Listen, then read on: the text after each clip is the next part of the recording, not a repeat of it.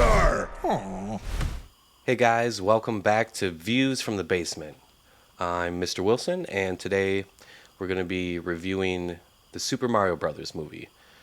Just dropped this weekend. Just seen it, and it's a fun movie. It's fun.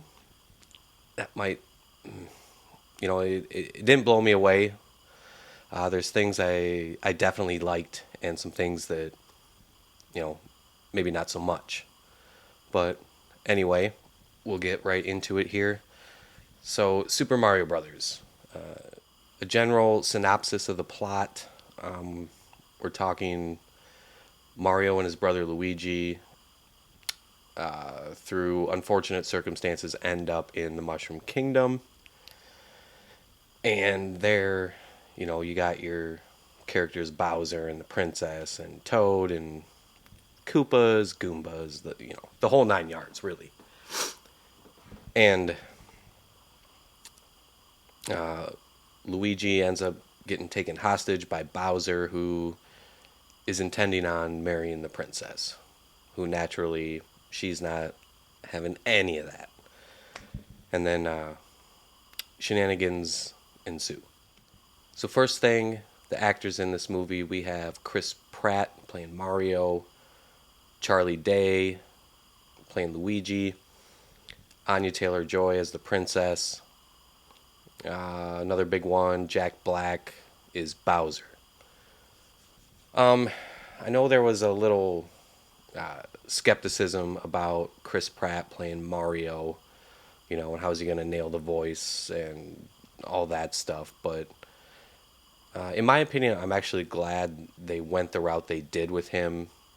I mean, you can't have an hour and a half movie, of this Italian plumber just going, hee hee, hoo, ha, for 90 minutes. That is going to just get aggravating real fast. So they did a nice little thing at the beginning of the movie, kind of doing a little explainer of why he doesn't speak like that the whole time. And as I said, I think that was the right way to go. I mean, you got to have someone you can listen to, and so for what it's worth, Chris Pratt did well with what he had to do. Some of the other actors, I don't know. I think it was kind of hit and miss. Anya Taylor-Joy doing the princess. She just is the princess, and I bought into what she brought to the movie. One thing I'm not so sure that was super awesome, like Jack Black as Bowser. Like, I'm split on it, like 50-50. On one hand, I thought he did good, kind of portraying a likable villain, and at least a kid's villain anyway. But then there are some sequences where he kind of ceases to be Bowser and just is Jack Black. And that might be good enough, for some folks, but it's like, okay, well, that's just Jack Black. That's JB from Tenacious D. And on one hand, that's cool, but on the other hand, it kind of takes away from the character that he's playing, in my opinion. Another character that was Seth Rogen playing Donkey Kong. Really, it's just Seth Rogen being Seth Rogen as Donkey Kong. And again, I mean, Seth, I'm a big fan, of the majority of his flicks. He's real good with, just that kind of dopey shtick that he does. And it works, but, but if you are not a fan of Seth Rogen, and his sense of humor and all that, then it's probably not going to do much for you. And the rest of the cast is pretty much just there to push the story forward, and nothing really stands out as terrible or really great. Just kind of there to keep things moving. Yes! Fire!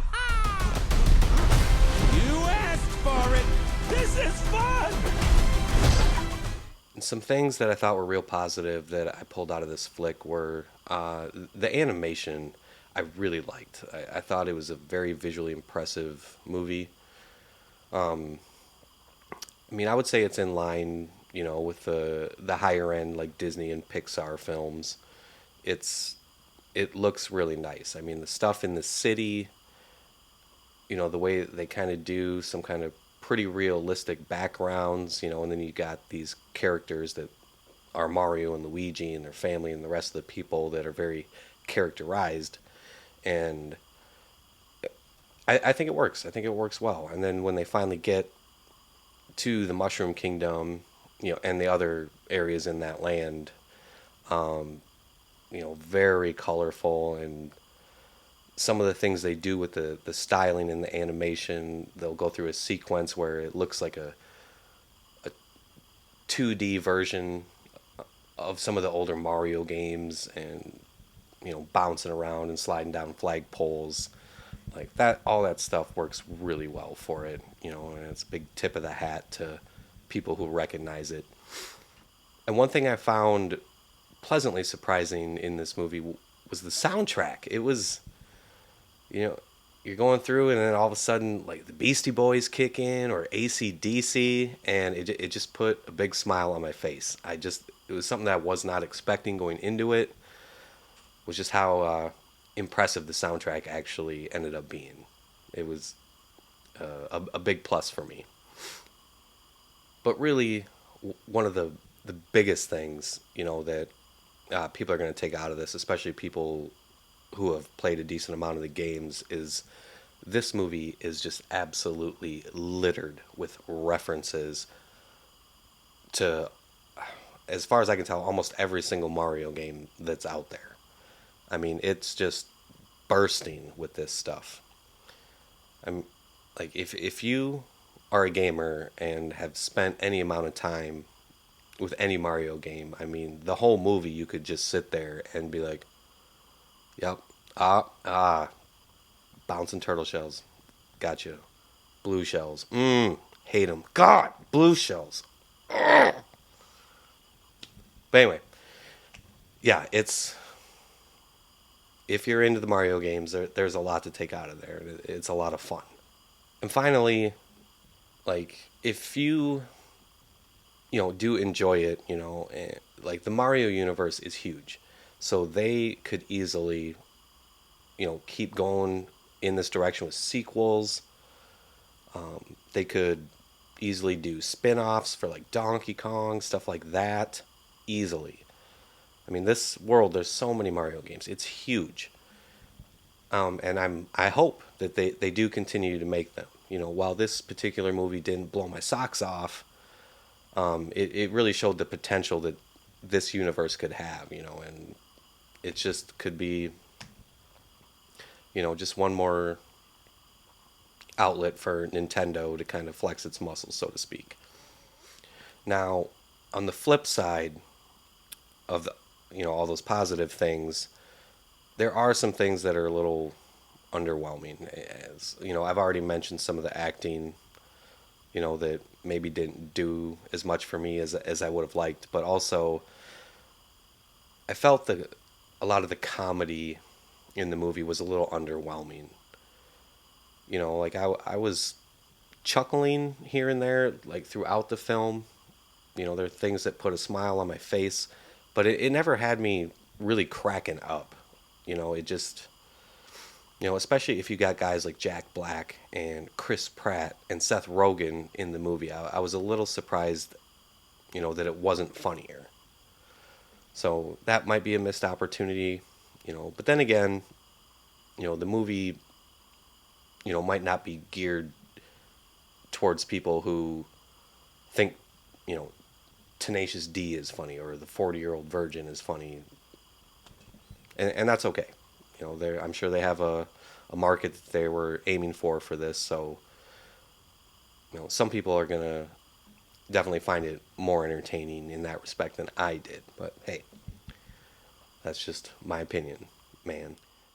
So, all in all, at the end of it, as I mentioned earlier, I thought it was a fun movie, had some stuff to offer, surprising soundtrack, but I was left a little bit wanting.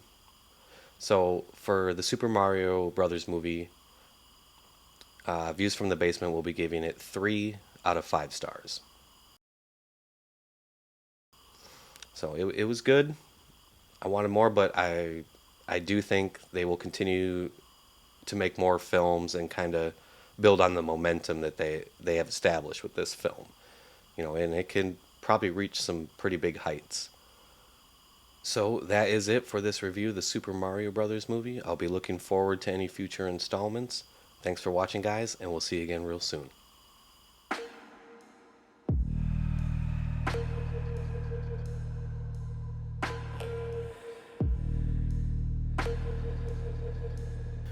And then, duh.